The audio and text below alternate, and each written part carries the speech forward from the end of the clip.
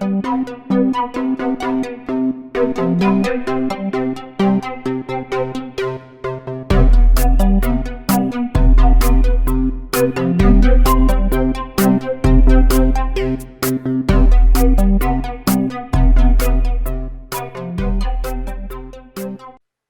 to episode 38.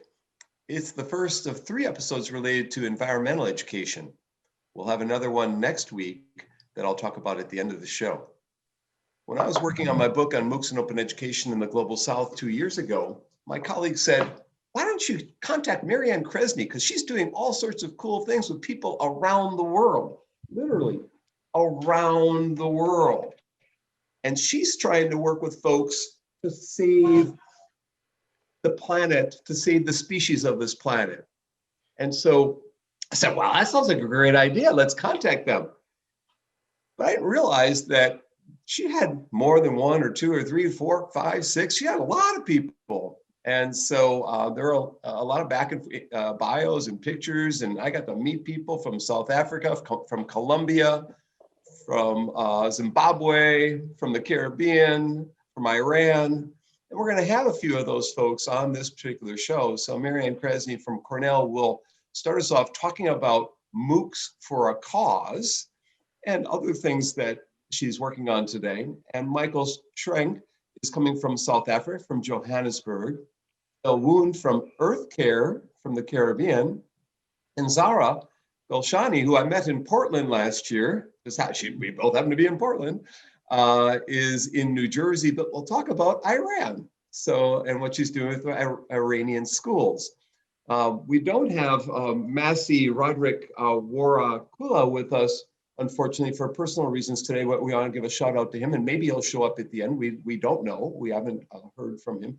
But we're going to get started with this show with Marianne talking a bit about what brought this all together and what happened, and give us the big picture overview, Marianne.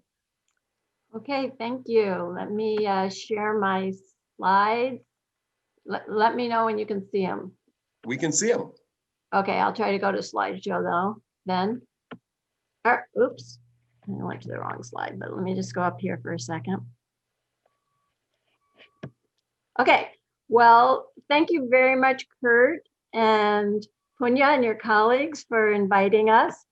And you already introduced our team, so I don't need to go into details, but I am Marianne Kresny at Cornell, and I'm the leader of the Civic Ecology Lab at Cornell, and it is through my colleagues, Yue Lee, Alex Kudryov, Steph, and Armstrong, and many others, that we are able to teach a bunch of different MOOCs, and we also do some online fellowship programs.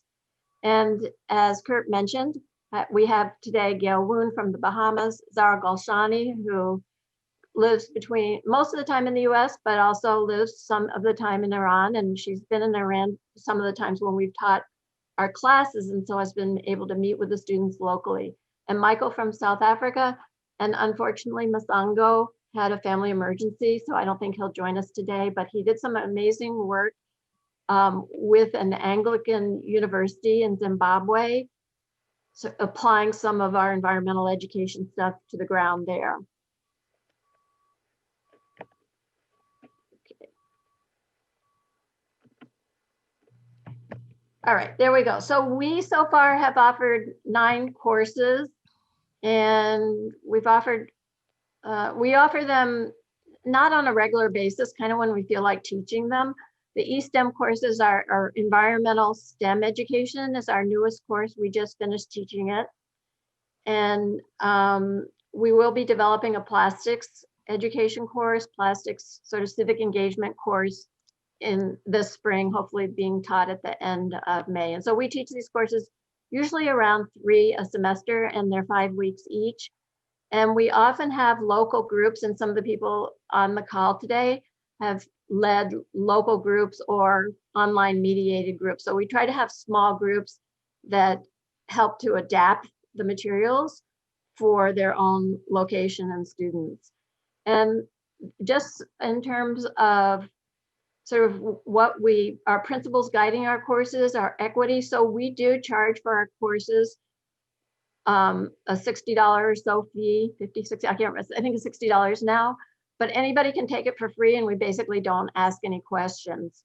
And so what ends up happening is usually all our students from China pay, and they're about a third of our students, about a third of our students from the US, and most of them pay, and then about a third of our students are from developing countries, and about 10% of them pay. And that provides us enough money to pay our staff, but we get grants to develop our courses because it's not enough money to pay the staff to develop courses and teach them.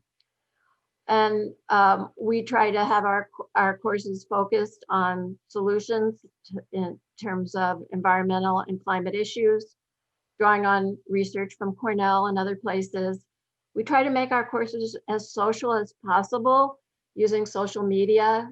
Currently, we're using mostly WhatsApp and some Facebook, but we found most of our students in developing countries are using WhatsApp a lot more.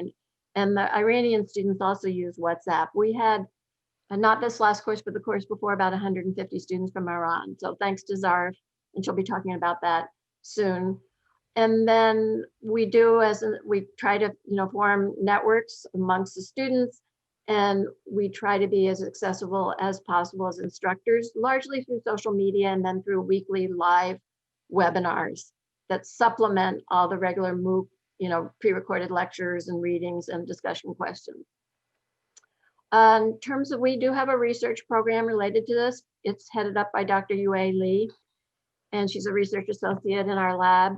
And so we're interested in, you can see the big circles of practice. Is there practice change? If we have a course about environmental education practice, how are the participants in the course changing their practice based on the research and information we present? We've also done some things with ebooks that participants in our classes and our fellowships have compiled. And we're also continuing our social media after the classes end. So we try to do this networking. And then these other things like FSC, critical thinking, intercultural competence are also part of our research program. And then this is my last slide. So this is just sort of one set of questions on a survey that we've done of students who are from 7 different courses that we hope to finish analyzing and submit to a journal article. But you can see here that some of these are self-reported outcomes from our students. So I think some of the ones, my screen's a little bit blocked, but I think, some of the ones that come up a little bit as more common or joining, I think changing practice. And the ones that were less are sort of things related to career and, like hired in a new position or being promoted. So you can see we're really sort of practice focused in terms of our students. They have to do a final project where they talk about their environmental education practice and how they're changing it based on our materials, or in case of some of our programs like stewardship, they have to do a report on stewardship practices as a result of the class. So that's it.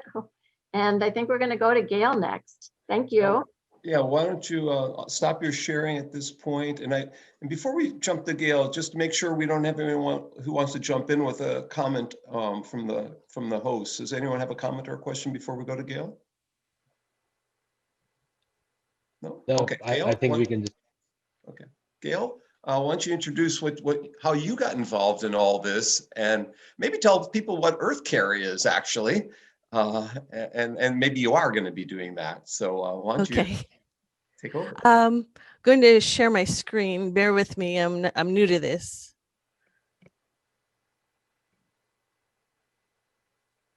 And yeah, there you go. Do you see it? Okay. Yeah, good job. Yeah, we do. Okay. All right. Oh, I see the stop share. Good. So I am a marine biologist. I founded Earth Care in 1988. It's an environmental education NGO. Volunteers go into the schools. We work with teachers and students. And we also have a Saturday program that's gotten fairly well received. So we work with students on Saturdays. So I've just got mostly pictures, so I'll just talk about them. But this is one of our beach cleanups. We work with young primary students as well as high school students. We teach them about sustainable fisheries and a myriad of different topics. And the cool thing on the Saturday program is that after we teach them the material, we get to go on a fun field trip. So every topic has a fun field trip, which reinforces the topic of the day. I work with other organizations. This is me teaching about water testing to another group called Save the Bays, who also has an environmental education program. We bring in speakers. That's Jillian Morris down there. She has a program called Sharks for Kids. She's based in Bimini. So she came and spoke to I got her into quite a few schools. And then we also did a media night for adults, and the kids really enjoyed it. We also do mangrove planting exercises. This is one of them. The kids get muddy, of course, and it looks like we have fun. But it's also, we teach them about the importance of mangroves with regard to climate change and drawdown. So one of the things that happened when I joined Cornell's, my first class with Cornell, the MOOC was Global Environmental Education. I was a bit discouraged about, I saw a lot of adults littering, and I kind of got discouraged with working with adults. So after taking that course, I got more enthusiastic and I started working more with adults rather than kids. But this is a March for the Ocean. All my kids made signs, and we marched with a whole bunch of people from the community on World Oceans Day. And that was a really fun time. We also cleaned up along the march procession. And then we also teach about humane treatment of animals. So we get to go to a farm. Unfortunately, this particular farm was destroyed by Hurricane Dorian. Climate change Hurricane Dorian decimated 70% of our island, was underwater with 25 feet of storm surge. So this particular farm is no longer in existence, and the people who ran it, they lost a farmhand, and they were up in their roof, and they had to hold their mother, who was 80 years old. She had to hold onto a fridge, sitting in a chair, because they couldn't get her up in the roof. But now we are dealing with COVID-19. So since August, the Earth Care Eco Kids have been building a community garden, and we practice social distancing and the mask wearing. And we've been able to do 2 activities this year. In spite of COVID, we did International Coastal Cleanup Day, and also we did World Migratory Bird Day. So that's the extent of my slides, because I want everyone else to be able to talk. Well, Gail, a couple things that we're assuming that the Saturday program was a live program and not an online program or a blended one. Is that right? Well, I tried to do webinars and Zoom with them, but did not get much participation. So they seem to more like to meet in person. So what we've had to adapt. So instead of bus trips where everyone would get in the same vehicle, now if we meet, everyone has to come in their own vehicle, and wearing masks. And then we have everything we do, our lectures are now all outdoors. We don't do anything indoors. So everyone can social distance, but we can still hear the speaker. And so it's different, but we still get to see each other. Our next field trip is next week. We'll be going to a coral-based land farm. I mean, a land-based coral farm. It's one of the first in the world. It's on our island. And so the kids haven't been there yet, so they're all excited. And so that will probably be our last activity for the year. Well, Gail, you talk about the destruction there with the with the Hurricane Dorian. we had the show last week on Puerto Rico, which suffered with Maria and many other things, earthquakes and aftershocks and tropical storms. So maybe it's a theme here a little bit. How did you, I mean, neither one of you, I think, unless I missed it, explained how you got together and what the purpose of working together is. What happened was I heard about Marianne's Global Environmental Education MOOC. I enrolled, and I was able to start. Well, I joined the WhatsApp group, and she had me make a Facebook group, which I still monitor and administer. I also, after that, I did the civic ecology class, and I also did a Facebook group for that. And then I think a year or two passed, and then Marianne did a cool thing, this climate change fellowship. And so I was thankfully, out of 600 applicants, I was one of the 34, I think, or 35 that were accepted. So I was representing my country, Bahamas. And with that, I was able to pick a drawdown action, which was part of our fellowship activity. And I picked LED light bulbs. And so I did, my whole session was trying to impart awareness to the country about how using LED light bulbs would help draw down climate change. So I kind of went a little overboard. I did a news story on our national station, and I ended up challenging the country to convert to LED light bulbs, which I couldn't really measure to see what the outcome of that was because I went too broad. But so I went a little out of bounds. But the cool thing was, with the WhatsApp group that we formed with the Climate Change Fellowship, when I was going through Hurricane Dorian, I was still in contact, even though the fellowship had finished, and we had, I think at that point, we're working on our ebook. My WhatsApp participants were asking me how I was because they were worried. They knew I was in the path of the hurricane. And so the shelter I was at had Wi-Fi for most of the time, not all of the time, but most of it. So I was actually in contact with people from all over the world because of my MOOC and climate change fellowship with Cornell. And I was talking to Marianne, I was talking to Amasi in Zimbabwe, and they were giving me, they were helping me a lot because it was rough. The roof came off our shelter that my daughter and I were in. And then I was hearing about flooding as it was happening. And then as the other shelters failed, because ours was the only one that didn't fail. Well, it failed, but we were able to move into a church next door. So the church was the only one that survived without getting flooded or the roof come off. So we had ended up with most of the people from the disabled shelter ended up with us, people with diabetes and Alzheimer's and such. And so we went from 40 to 300 in about 12 hours. And then I was getting messages from Maryland from my aunt, who was telling me my uncle and aunt were in their roof over the bridge where the massive flooding was happening. And she was asking me to help to get them rescue. I said, well, our roof just came off. I'm not really in a position to help because if the rescue numbers aren't working, I don't know what to do.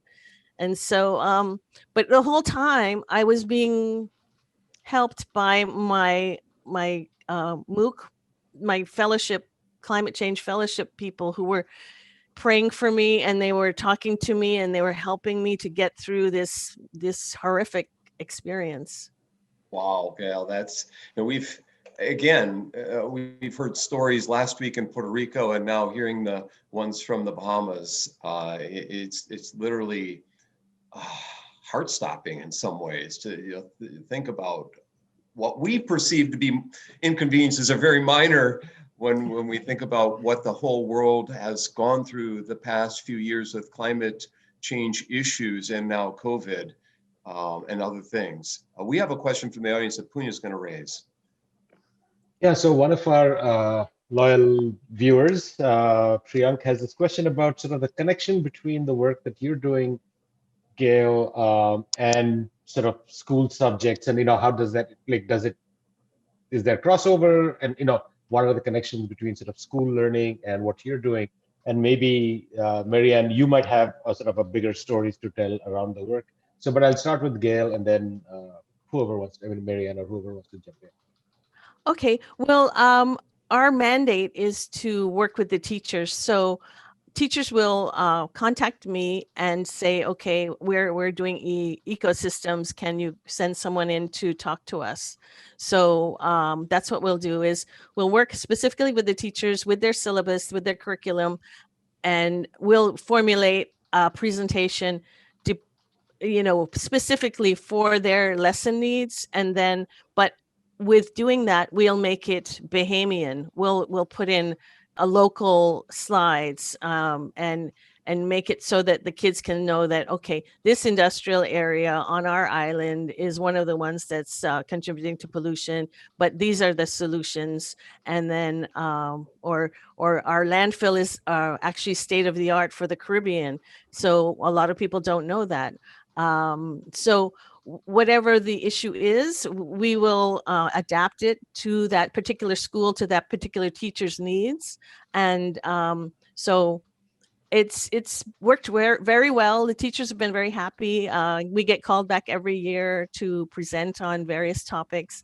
And but the Saturday program is a separate thing where we do our own thing. So we pick the topics, invasive species or climate change or pollution. So, but we do incorporate it so that we know what teachers there need, and so we try to make it all coordinate. Thank you. Just from the point of view of time, I think we should go to the other two guests before we cycle back. I just worry that everybody should get their, chance to put their ideas well. We do have a question from Chris first. Go ahead, Chris. Okay, all right, go ahead. So I want to understand more about what the course is, or the suite of courses. You say that they're MOOCs, but your description doesn't sound very much like a MOOC. It sounds to me like an online course or a set of linked online courses. So, and I'm not saying that derogatorily, on the contrary. I think that MOOCs have a very mixed reputation, and it seems to me that your course is generating more action in the world than MOOCs typically would. So can you describe the design of the suite of courses, where you think they're MOOC-like, where they're perhaps more conventional distance education? Sure, thank you. So the first course well, it was really the second course, but we did work with edX. Cornell had a contract with edX to do edX MOOCs, and that was the first sort of more professional one that we did. And so we call it a MOOC because one, it was with edX, and we followed all the things like, 6-minute lectures, pre-recorded with B-roll, highly edited readings, and discussion questions. We sometimes do quizzes, but that's more just because students like quizzes to self-check themselves and have something interactive. But we really focus on discussion questions and then final project. And that's the format we've continued to use, although we're using edX Edge now because Cornell's no longer in agreement with the formal edX. So that's why I call it MOOC. But yes, we also have all these social elements, but you're probably familiar with CMOOCs, which are sort of the very other end of the spectrum where students actually design their learning experience. So I would say we're somewhere in between. I've had a little paper where we called ourselves, or I think Zara might have been on that paper too, social learning MOOCs, so that we really try to have this peer-to-peer interaction, networking, and so forth, and a final project, because we do have a mission, and that is to improve stewardship and environmental education and climate education practice. So I hope that's helpful. The fellowship is a little different because all our courses are 5 weeks, but the fellowship was 12 weeks. And as Gail mentioned, it was highly selective. There was no charge. But I wanted to try working with a smaller group of about 30 individuals from around the world on a more intensive experience. There's something called group or Yes. open online open course, and there at Georgetown or someplace started groups which was environmental related. It's kind of similar. So in effect, your final project is as the action part that Chris is talking about, Yeah. taking the content of the course and putting it to action, which is not typical of a MOOC, right?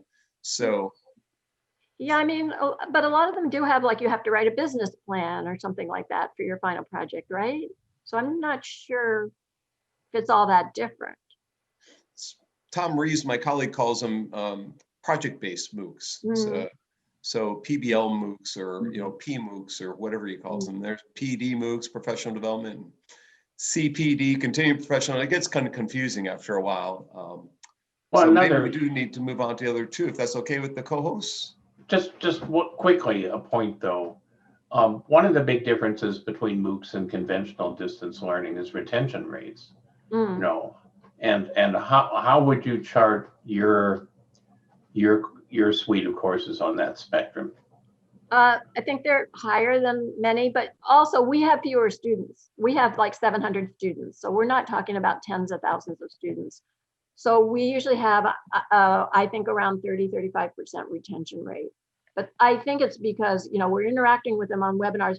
For our Chinese students, we have special sessions in Chinese, and we have up to like 30 Chinese volunteer TAs who are helping all our Chinese students. And then you'll see Zara's, just as Gail did her, Facebook groups for Caribbean students or Bahamian students, we'll turn to Zara, I think, next. And she did incredible support of our Iranian students to help them get through. And these are all volunteers, pretty much. You're using volunteers to personalize and individualize it. Yeah. And that's what some people are doing. My friend Chuck Severance at Michigan is teaching Python programming, but having former students come back to be mentors and leaders within the class. So in effect, this is a change to help increase that comprehension rate and retention rate and other things. But maybe we need to move to Zara and Michael. So which of you two wants to go first? Jump right in. I can go first. Okay, sounds great. Hi, everyone. This is Zara. I finished my PhD in 2015, and a few months after that, I learned about the global EE that was going to offer by Cornell, and I joined the program. So I don't know if you want me to just go through the story of how I did it and the experience, or if you want to do answer and question. Now, tell us a couple of minutes to tell us what you did. Yeah. And so basically, I didn't have any experience with online teaching or those kind of things. I was going to Iran in January just to visit my family, and I learned about this course. So I decided to recruit some students and introduce the course and then come back. Basically, my plan was to stay there for 3 weeks and just doing one orientation, and that's it, and then continue online. But when I did the orientation, I was surprised myself of the extent of basically expertise, like NGOs or activities that are being done in Iran, but you never hear about those because of all the conflict and the security issues. So nothing is documented. I was searching a lot when doing my courses to learn about the work back there. Except nature cleaners who were on Facebook, I had never heard about any activities like positive activities and NGOs and all that. It was all like problems that you can hear in news and everywhere. But when they started introducing themselves, I was impressed myself, like, oh, I'm from Iran and I have no idea these activities are going, beneath the thing, and you never hear about those. So basically, I decided to stay there. And then there were so many issues because many platforms are censored over there, like Facebook and those social media. And then from here, the platform we were working, which I can't remember the name, maybe Marianne can help me with that, but that was also censored from US side because of the sanctions. Telegram. So what was it? Was it Telegram? Not Telegram. The one we offered global EE with, Okay. I can't remember. Yeah, but I remember like basically these students were pressing from both sides. Like from US, they couldn't access the course, and then from Iran also the social media platform was censored. So I was impressed with the, students that I was learning about the work and all that. And then I also felt bad that they can't really proceed if I don't stay and help them. So they needed much more help than a regular student would just go online and take a course.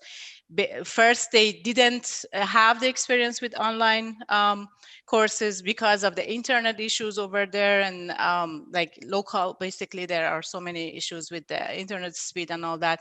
And then all these censorship issues was going on. So I just decided to stay there, and then we did basically 2 months. I was there until end of March, and we had 3 sessions per week, 2-3 hours. And I mean, I kept actually adding. They were so receptive and so motivated that we had to add the sessions and basically going, over the materials.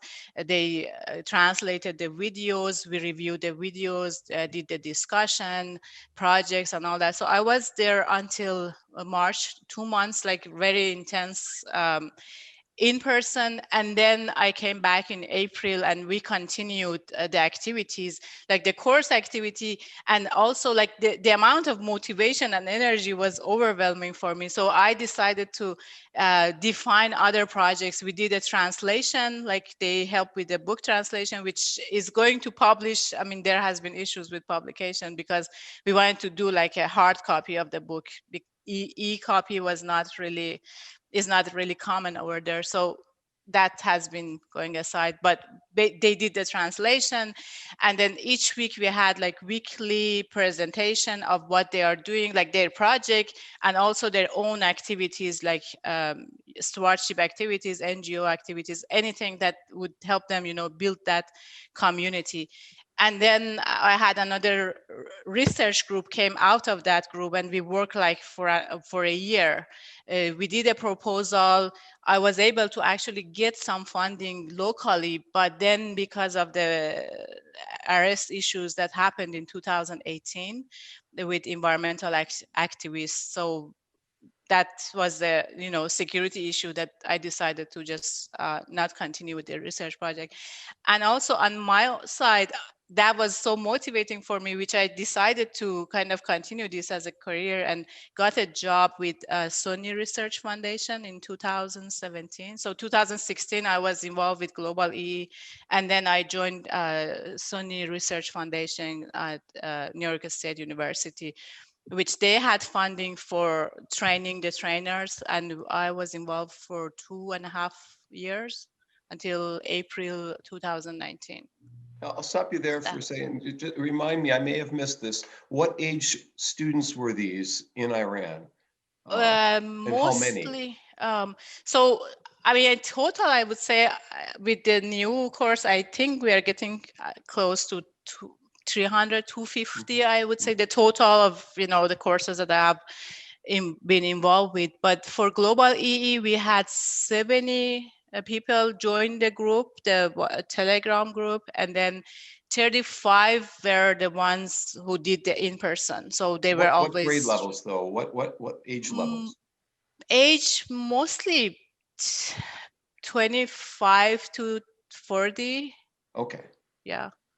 There are few, like maybe 1 or 2 all younger than 25, but yeah, mostly after college year, and then professionals like who were involved with some activities of their own, but they didn't have basically the skills. I mean, Okay. that's what I learned. So like, yeah, Gail was dealing with younger children, and you were dealing with early adults. adults. Yeah. Michael, what were you dealing with? My age range is really the sort of 10 to 14, 15-year-olds. I have been involved in high ages over the last few years, and I do actually get involved in a lot of teacher assistance and teacher education. But my real focus and passion is definitely at sort of 10 to 14 years old. Explain more what you did there. So that was sort of my main project that really, I think the course that I did with Cornell in urban environmental education really helped to secure funding for from National Geographic was last year and 2018. We did quite a large program that ran for about 11 or 12 months. And that involved students from local communities in South Africa. And we took a group of, it was about 40 students, aged 10 to 18, but definitely more average towards the 11, 12-year-olds. And we took them through a quite intensive sustainability program that was based off a lot of what I learned through the Cornell University course, which was kind of rooted in 3 months of theory, case studies, lectures, and video lessons, and moving into exposing them to real world scenarios, real world case studies, taking them out to sites, learning about how sustainability is implemented at a company, how do companies run sustainably, what does this involve, and then really ending off, which Cornell again helped a lot with understanding and grasping the concept, is action. It's if it ultimately connects to action and ends with action, then all the lessons that were solidified through the theoretical teachings really come to fruition. And not only do the students get more involved in citizenship and stewardship, it's also about cementing those lessons, and really understanding what the implications of the theory and the principles are. So it was kind of a 3-phase program, and very proudly ending off with this project that the students could kind of look back at and say, we did that, we contributed to this. And that was a sustainability node, which is an ongoing project here close to one of the townships in Johannesburg, where they started up food gardens, they've set up rainwater harvesting systems.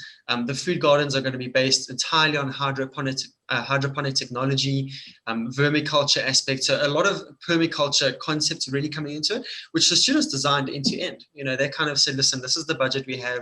How are we going to incorporate the principles that we've been taught? And we think this is something realistic that we can do.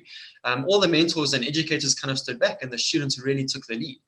So it really is their project and their legacy that they're leaving behind, which I think is really special, and I'm very proud of that.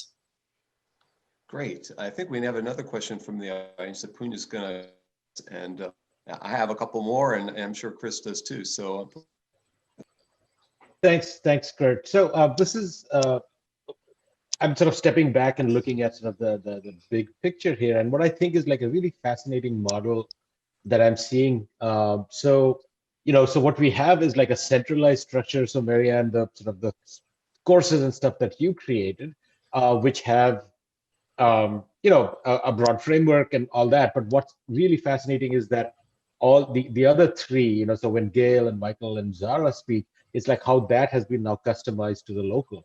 And I just love that, in the sense that, because, sometimes when you think of, when you're doing things at scale, they become too abstract for what's happening in the ground. And it seems like what you have found here is this really wonderful balance, between sort of think global, act local, so you're sort of offering this bigger framework. And then each one of you, like Michael, you're talking, it's almost I could hear like 2 levels of it, like what you got out of it and now what the kids are getting out of it. And the same thing with Gail and with Zara as well. And so I was just wondering, because, and then plus there is this other aspect of sort of the network that continues above and beyond. It's sort of a support network, I think, which I think Gail spoke about as well. So maybe Marianne, you can speak a little bit. I mean, did you have this vision in mind that this would become this hub and these little nodes of creativity that are happening, or is that something that was emerging? And then anybody else who wants to speak to this sort of being a part of a bigger thing, but also leading your own passion or project internally. So Marianne, maybe start with you, because I just do think that one of the challenges we face in education when we try to scale is that we lose that connection with the ground. Mm-hmm. And I think what you are talking about here has maintained both sort of the big picture, but also that connection to practice and what's local and contextual. Mm-hmm. So Marianne, how did it sort of come about? And then anybody else who wants to jump in and sort of fill out that story. I think just because, my lab, we've been doing stewardship and environmental education for years, not online. And so we're very aware of the importance of local knowledge and adapting any kind of research-based knowledge to a local setting. So yes, we had that incorporated from the beginning. And early on, I actually had somebody hired who was just working with the community lead. We called them community leaders, people who were like Gail. You know, she talked about her Facebook group, so I don't remember the name of it, but maybe it was like the Bahamian or Caribbean Facebook group. So these were people either met in person, met online, or both with a local group. And sometimes we had like language groups too. So, you know, we'd have the Spanish language group, which was an internet mediated community. So, yeah, we haven't, it took a lot of work to train and formally, you know, support these leaders. We had 30 the first time. And so we're not doing that now. I think it was a great model, but, you know, just a lot of resources. So now it's more as people on their own adapt. I just wanted to say one thing, hopefully quickly, because Kurt asked about the age group. So, you know, there's two things that are going on here, sort of at two levels. One, like, was what Michael talked about. He worked with kids. So he took the materials from our course and applied it to his work with kids, right? He works with a nonprofit, as Gail does. I think it's called Wild Serve. So Zara was like, you know, a Cornell instructor, essentially. She was a volunteer, but she went, and so all those 25 people or 30 people she was working with, then they were students in the class, whereas Michael's kids were not students in the class, and their role was to implement. And then I think Gail did sort of a hybrid, because she was also working with other educators through her Facebook group or environmental people who were interested in applying, but they were in the course. And at the same time, she has her nonprofit and is applying the material herself to working with kids or adults on the island. Does that make sense? So I didn't want to confuse the two audiences. Yes, that's, but A, it makes sense, and B, it also reinforces, I think, another point, which is that it's going to play out differently in different contexts, depending, you know, depending on interests and, like, you know, career choice, all kinds of things. And I think what's really exciting for me in this sort of a takeaway for me is that idea of that you can have a centralized structure, but you are really open to letting 1,000 flowers bloom, you know, and allowing for that local creativity, even while maintaining sort of networks and structures, so on. So to me, that's just a wonderful model. So thank you for sharing. You can't read this, but I wrote the word differently down about 5 seconds before you said differently. I just wanted to tell you the Facebook groups that I was community leader for global environmental education and civic ecology are still running, and I have people joining from all over the world, not just the Caribbean. I added 2 people yesterday, so it's still growing and active. Cool. So a lot of people watching this, either live or archived, may want to do something similar, because we know that all across the world there are huge problems with environmental issues that need action, not just hand-wringing. And clearly, your efforts have been more successful than most at actually getting people out and doing something in a sustained way, which is not easy to do. I and my colleagues for 10 years have built ecosystem science curricula for schools, and we've gotten reasonable uptake, and maybe downstream we'll see a bunch of people really deeply committed to the environment to come out of that. But by and large, people working in the environment, as you know, find that a lot of people are indifferent or don't really understand the issue, or think that they can put it off for 10 years without any problem, or et cetera, et cetera. So do you have a secret sauce that you can share with other people, other groups who might want to do similar kinds of environmental outreach? Are you asking me or? Any of you. Well, maybe I'll give some, I'll just say real quick, like, you know, the people that join our courses, they're already working in some environmental or education capacity. So they already are motivated, and I guess that's the way I look at it. There's plenty of motivated people out there. So let's just work with them. And we're not, Gail's working with the formal school system, but many of the people in our classes are more informal, like Gail's Earth Care group or Michael's Wild Serve group. And many of our Chinese students work with university environmental clubs. So we're kind of just, I guess, leveraging the interest that's already out there. I will say that many of our students from developing countries are working like for the government, or, they're in the hydrology agency or whatever, and they don't know what environmental education is because they don't really have an environmental education sector in those countries. So they are looking to, this is my job. I'm a, technical expertise person, but I'd like to do something more with the public. And so that's how they might apply it.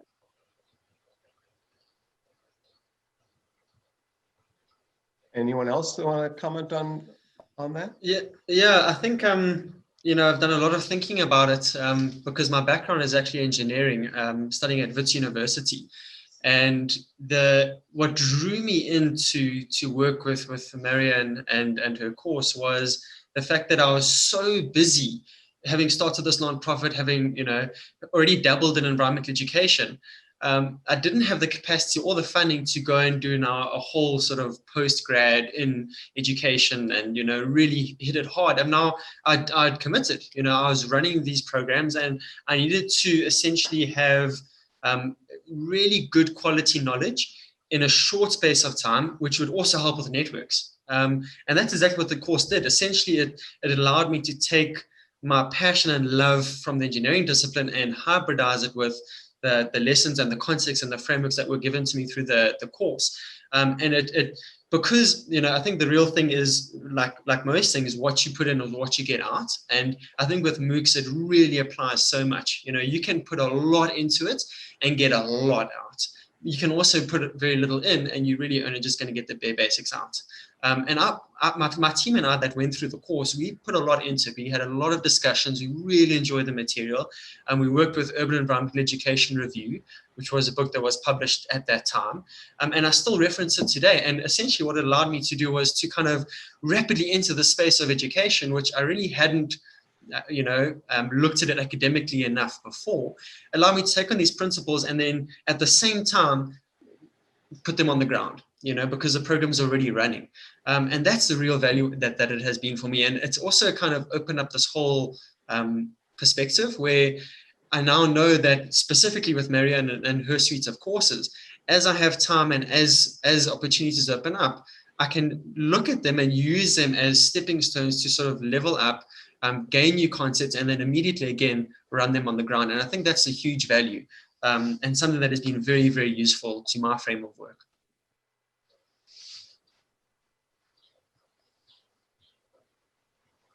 Kurt, I had the word do written on this as well, and I had the word action. And so the co-hosts are reading my mind here today. But each one of these projects has something involved in doing or actionable knowledge and taking it to create some changes that are at the local level or the countrywide level. And given that Massey couldn't attend here, could you provide us with one or two examples of what the kids did in Zimbabwe, Marianne?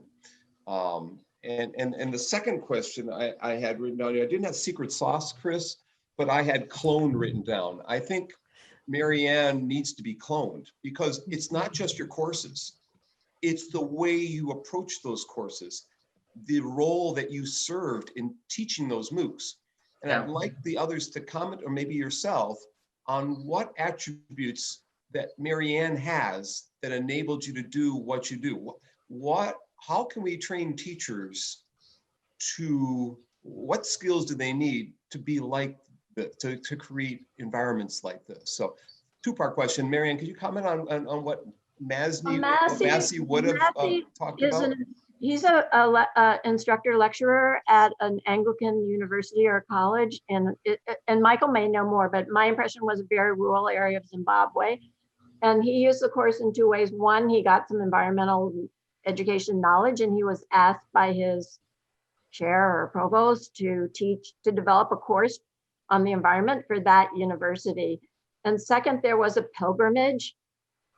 Like 20,000 people, obviously before COVID, were coming to his village because there was some sort of statue memorial there. And I think he incorporated environmental education with those individuals somehow who came on that pilgrimage. In terms of your second question, you know, I don't think my kids, her husband will want me to be cloned, but anyway, I would say that, you know, and I hope Gail and Michael and Zara will answer, not just for me, because really this is joint with Alex Kudryavtsev, who's Russian national, but immigrating to the US, is at Cornell now, also as a research associate, and Yue Li, who obviously from China, sort of same position. They were my PhD students, and this was really, we developed these together. And they're like the last course, Yue taught it pretty much on her own. So I just took UA's last course. In fact, I just did my final presentation a few days ago. But Alex and UA and Marianne, the thing I think that makes this program special is they teach from the heart. You can feel it even in the recorded videos that we watch for the classes, you know, for each week. There's a few videos to watch. You can feel it when you see their videos that they're speaking with sincerity and that they really, really want the students to learn. And that, for me, gives me more of an incentive to please them and to make them happy. So that I've actually, I think, taken 4 courses now, and I don't think I'm going to stop. Zara, you have a trait or two you want to mention? Yeah, I see that as her like mentorship skill. Basically, I got to know Marianne in one of NAE's conferences in 2013, I guess, or 12. And so we connected, and I took one of the courses, but I was doing the course project, and she provided a lot of mentorship and I didn't have that. Basically, my advisor was kind of hands off. So I was on my own, and I got a lot of help on her side, you know, like the project I was doing. And then she encouraged me to present that project, which I had not even think about that. And that led us, you know, to go through this journey together. So I would say like her mentorship and interest in helping people and reaching out, and basically she's open, you know, with you're muted. We'll go to Michael. I'm so sorry. I hope that wasn't distracting. My laptop battery is dying and I'm just asking someone to help me plug it in. I'm sorry. So sorry if I distracted anybody. I'm sorry, did you have a chance to finish?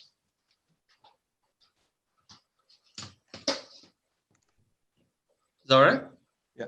I did finish, yes. Yeah. Okay, okay. Sorry about that. I couldn't.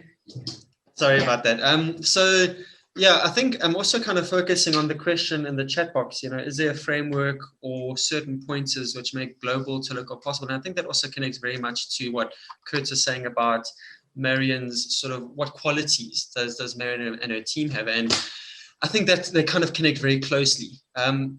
It helps so much.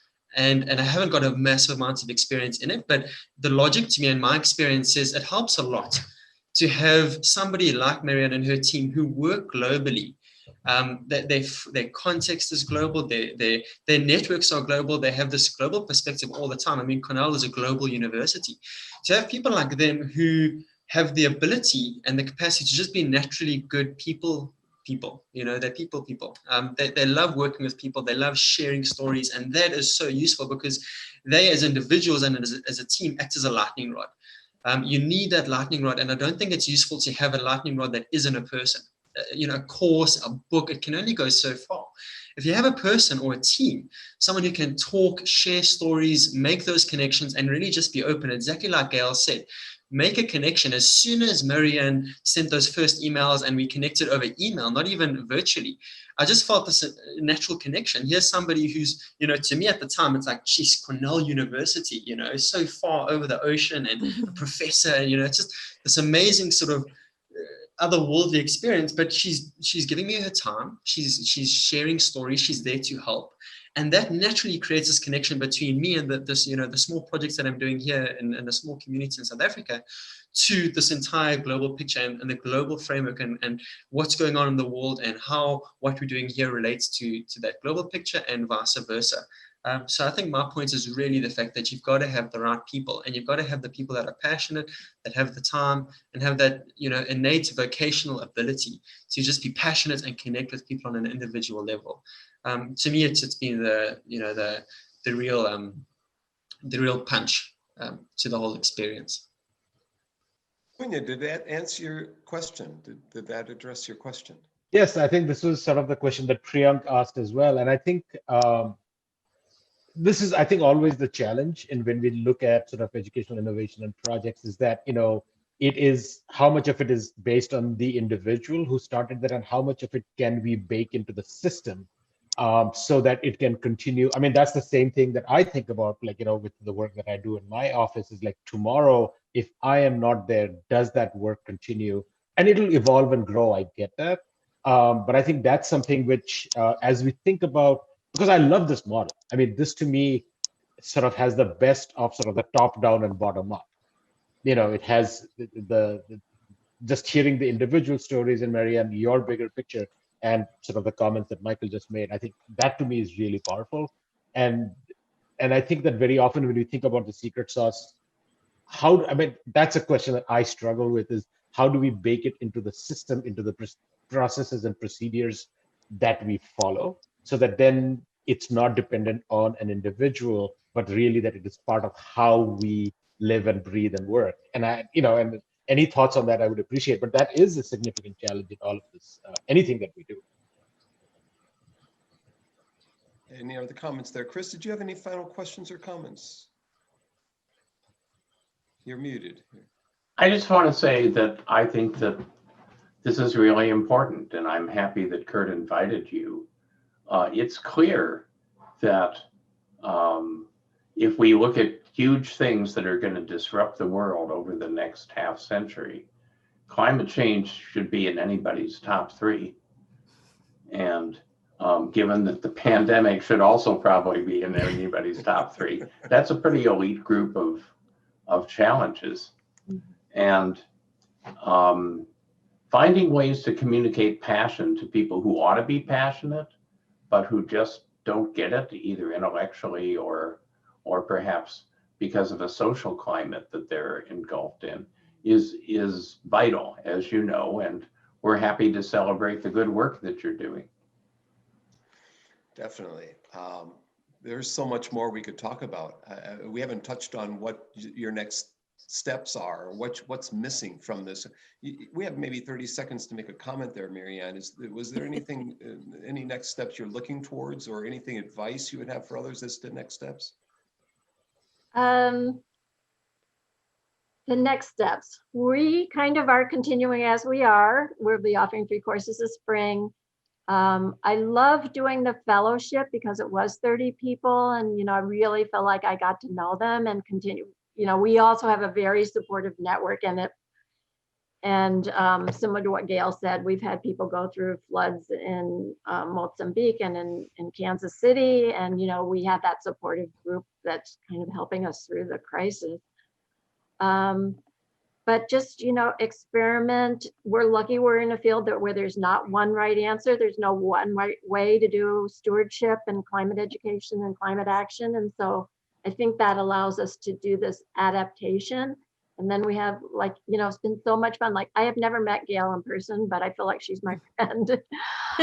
We are friends. Talk to her about, my friend Gail, and I was, I've never met her. So, and Michael doing this great work, all these people around the world that are doing this grassroots work, and Zara, just so incredible. And actually, Zara and I have published a number of things together. I think Gail and Michael and I, obviously we're on the chapter for the book too, but it's so fascinating and impressive what Zara is doing in Iran with such a different culture, such a different education system, and with such an issues with trust and so forth. So, Thank so you. yeah, so thanks very much for inviting us, and I really appreciate that my colleagues Zara and Michael and Gail have tuned in also, and it's just been a real pleasure and a privilege to talk with you. Michael brings up a good point in that we can reach out and internationally and meet people we had never met before or never thought we would talk to. And, last night Michael's talking about a doctoral program in Australia. And I know in listening to him today that he now knows people at Harvard that he might want to find out about applying to a program there instead of going to Australia. You can make new connections and so forth. But and this is the case of our guest next week. I reached out to our guest who's coming next week when she was a master's student studying the Antarctic toothfish and all we know is Chilean sea bass on the menus in the restaurants. And the krill she was studying in Antarctica as part of the Exploratorium in San Francisco's Ice Stories projects, where they had researchers from Antarctica talk about what research was going on using satellite internet for 1 hour a day. From a boat. And so kids in schools around the world were asking questions about her research. And that's how I found out about her, reading the blog posts from Ice Stories. Her name is Cassandra Brooks. She is now a professor at the University of Colorado at Boulder, and she's in environmental education and environmental studies. She's assistant professor of environmental studies there, and will talk about her work in Antarctica as well as other parts of the world. She'll be the second of our 3-part study of environmental. In January 16th, we'll have Jenny Pennycook, who's an internationally known teacher who has NSF grants to study the penguins in Antarctica. So we have 3 different environmental shows. So try and get to part 2 next week. If you come to part 3, we'll probably give you a certificate, anyone who comes to all 3 shows. But I want to thank our guests, Gail and Zara and Michael and Marianne and Massey, who couldn't be with us. I'm sure he'll watch the filming later. And all your other people involved in your program. You're doing fascinating things. And so it's a privilege to have you come in here this morning and share that with us. And I hope to find out more in the future and visit you all in Cornell around the world. So thank you very much. Thank you.